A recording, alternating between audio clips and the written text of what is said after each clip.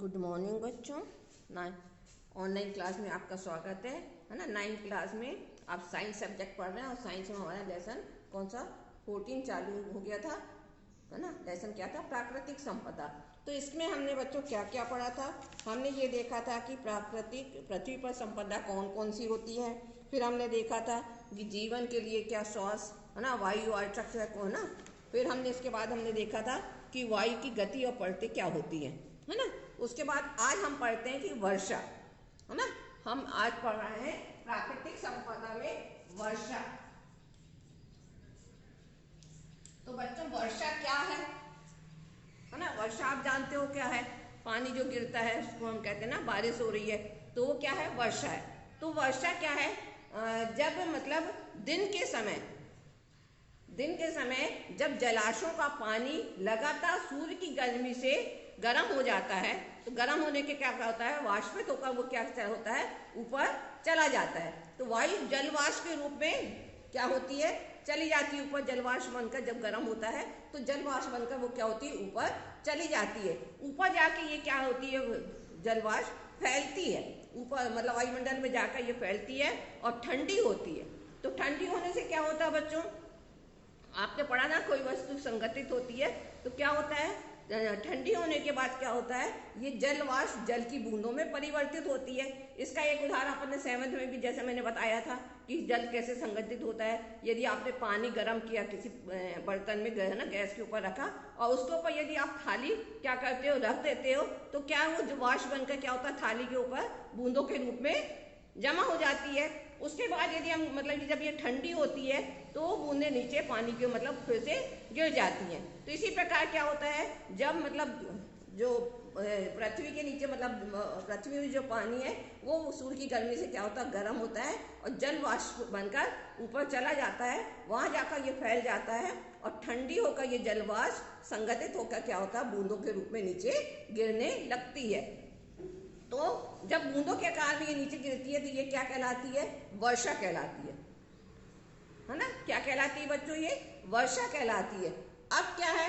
वर्षा देख लिया हमने कि क्या है। अब हम देखते हैं कि प्रदूषण, ठीक है, वायु है ना। तो हम क्या देखते हैं? प्रदूषण। तो इसके बाद हम प्रदूषण देखते हैं। प्रदूषण आपने देखा होगा कितने प्रकार का होता है प्रदूषण। वायु प्रदूषण होता है, जल प्रदूषण होता है ना। तो पहला हम इसे देखते हैं क्या? वायु प्रदूषण। वायु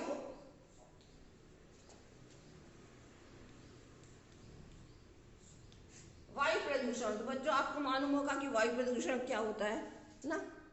जब वायु में अवांछित कई प्रकार की गैस या धूल के कण आदि मिल जाते हैं तो वो क्या कहलाते हैं? वायु प्रदूषण कहलाते हैं। वायु में मतलब जो वायु में स्थित जो हानिकारक पदार्थों की वृद्धि हो जाने पर क्या होता है? जैसे कौन कौन सी मतलब हानिकारक पदार्थ कौन कौन से होते हैं? जैसे आपका कार्बन डाइऑक्साइड हो गया, कार्बन मोनोऑक्साइड हो गया, सल्फर डाइऑक्साइड हो गया, नाइट्रन और फ्लोराइड आदि जो धूल के कण हैं वो उसमें मिश्रित हो जाते हैं। तो ये क्या कहलाते हैं? वायु प्रदूषण कहलाता है ना। वायु में अवांछित धूल के कण और गैसें जो मिश्रित हो जाती है तो ये प्रदूषण कौन सा कहलाता है?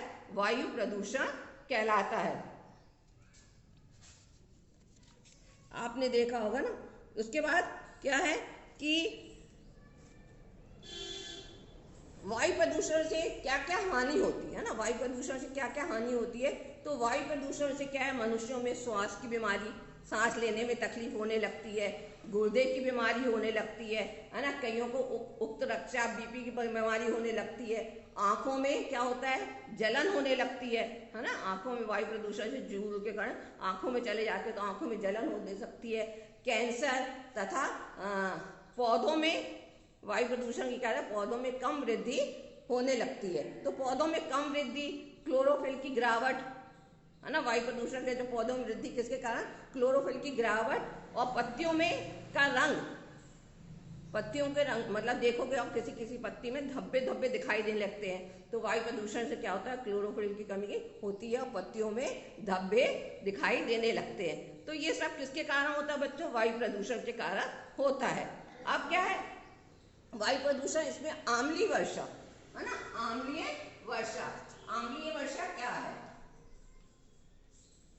अम्लीय वर्षा, तो बच्चों अम्लीय वर्षा जो जीवाश्म ईंधन होते हैं, जीवाश्म ईंधन के बारे में आप पहले पढ़ चुके हो।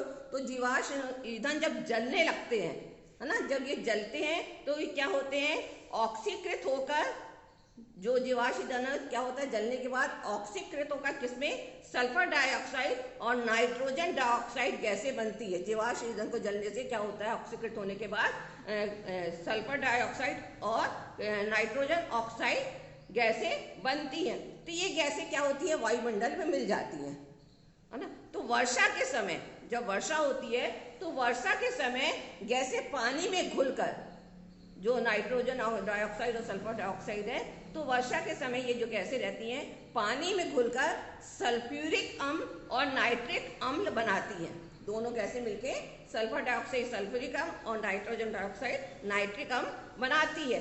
तो जो वर्षा के साथ पृथ्वी पर आती है ना, जब वर्षा होती है तो ये अम्ल जो रहता है वर्षा के साथ पृथ्वी पर आता है, जिसे हम क्या कहते हैं, अम्लीय वर्षा कहते हैं। क्या कहते हैं बच्चों, जिसे हम अम्लीय वर्षा कहते हैं। अब इसके बाद हमने देखा ये वायु प्रदूषण देख लिया हमने, है ना।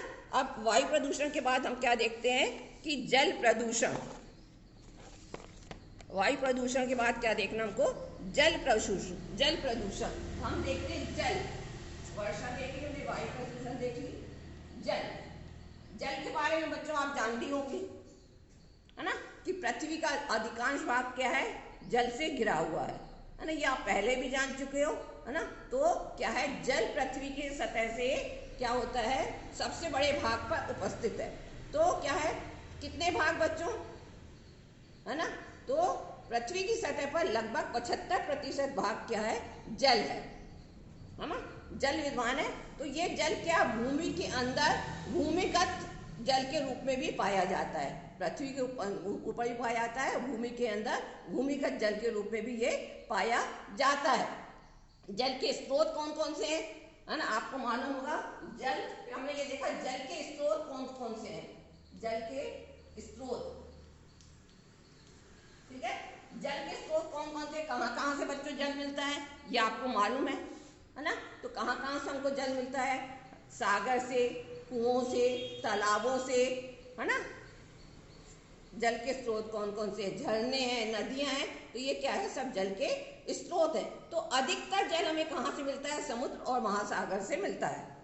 अधिकतर जल कहाँ से मिलता है बच्चों, समुद्र और महासागर से मिलता है। तो क्या है, समुद्र और महासागर का जल कैसा होता है बच्चों, खारा होता है। ये जल शुद्ध नहीं होता, अशुद्ध होता है। तो जो अधिकतर जल हमें समुद्र और महासागर से मिलता है तो ये क्या होता है, खारा होता है। लेकिन जो भूमिगत जल है, जो भूमि के अंदर मिलता है, जैसे आपने देखा होगा, है ना, भूमिगत जल, है ना, कौन से, जैसे नदी हो गई, आपके हैंडपंप हो गया, कुआं हो गया। तो जो भूमिगत जल, नदियों और झीलों का जल क्या होता है, ये शुद्ध होता है, जो भूमिगत जल होता है। अच्छा, अब ग्रामीण इलाकों में देखा आपने, है ना, शहरों में तो फिर भी जल की समस्या नहीं है, ग्रामीण इलाकों में क्या होता है, जल की बहुत अधिक समस्या होती है। उनको जल बहुत दूर दूर से लेकर आना पड़ता है। तो उनको क्या होता है, उनका अधिकतर समय, ग्रामीण इलाकों में जल की बहुत मतलब तंगी रहती है, तो बहुत दूर से उनको जल लाना पड़ता है। तो उनका अधिकतर समय क्या होता है, जल लाने में लगता है। अब जल की आवश्यकता, है ना, जल की आवश्यकता क्यों होती है, जल की आवश्यकता, जल की आवश्यकता,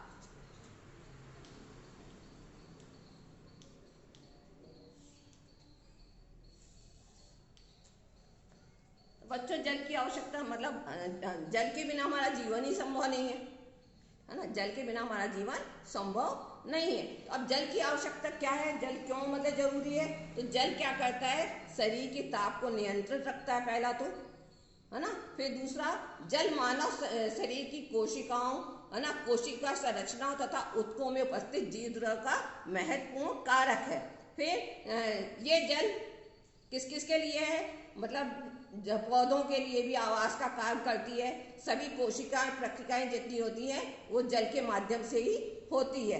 तो जल क्यों आवश्यक है बच्चों, ये आपने देख लिया। अब हम देखते हैं कि जल प्रदूषण, जल प्रदूषण।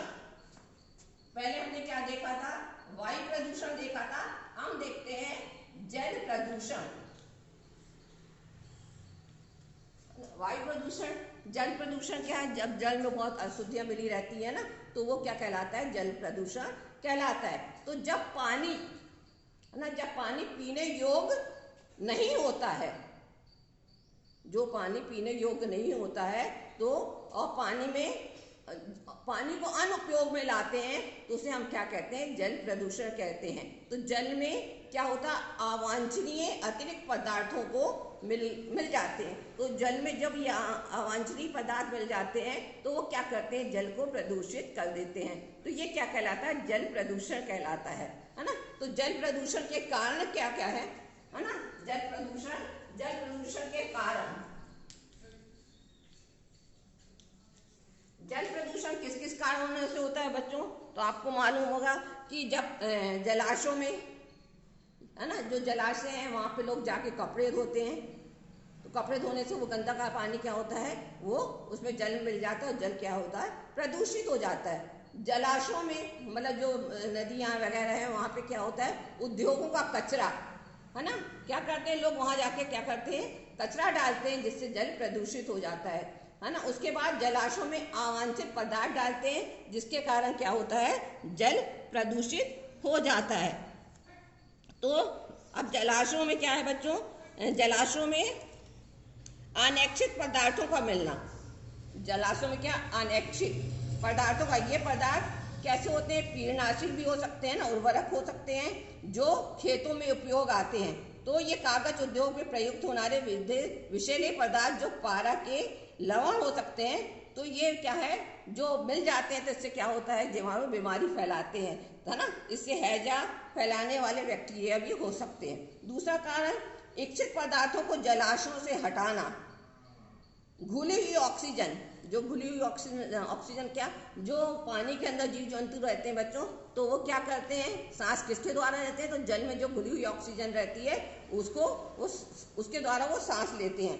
तो जो घुली हुई ऑक्सीजन है, जल में रहने वाले पौधों और जंतुओं के लिए उपयोग में की जाती है। किसी भी तरह का परिवर्तन जो इस घुली हुई ऑक्सीजन की मात्रा को कम कर देता है, इसका जलीय जीवों पर विपरीत प्रभाव पड़ता है। जब मतलब जल प्रदूषित हो जाएगा, तो इसका क्या होगा? जलीय जीवों पर इसका विपरीत प्रभाव पड़ेगा और जलाशय में अन्य पोषक की कमी हो जाएगी। फिर तापमान में परिवर्तन। तीसरा कारण क्या है? ताप में परिवर्तन। जलीय जीव जिस जलाशय में रहते हैं, तो वो वहाँ के एक विशिष्ट तापमान के अनुकूल रहते हैं। जो जीव जंतु जलीय रहते हैं, जहाँ वो रहते हैं, तो वहाँ के विशेष तापमान के अनुकूलित होते हैं। उस तापमान में अचानक परिवर्तन, जल प्रदूषण के कारण क्या होता है? उसमें अचानक परिवर्तन हो जाता है, जो उनके लिए खतरनाक सिद्ध होता है। तो बच्चों, ये देखा आपने कि प्रदूषण देखा आपने, वायु प्रदूषण, जल प्रदूषण देखा आपने, है ना। तो बच्चों, इतना आपको समझ में आ गया होगा कि प्राकृतिक में कि वर्षा क्या है ना, वर्षा कैसी होती है। फिर हमने देखा वायु क्या है, वायु प्रदूषण क्या है। फिर हमने देखा जल क्या है, जल क्यों आवश्यक है, जल की आवश्यकता किस किस काम के लिए होती है। फिर जल प्रदूषण, किस प्रकार से जल प्रदूषित हो जाता है, और जल प्रदूषण के कारण हमने देखे। ठीक है बच्चों, इतना आपको समझ में आ गया होगा। इसके आगे का हम अगले क्लास में देखेंगे। ओके बच्चों।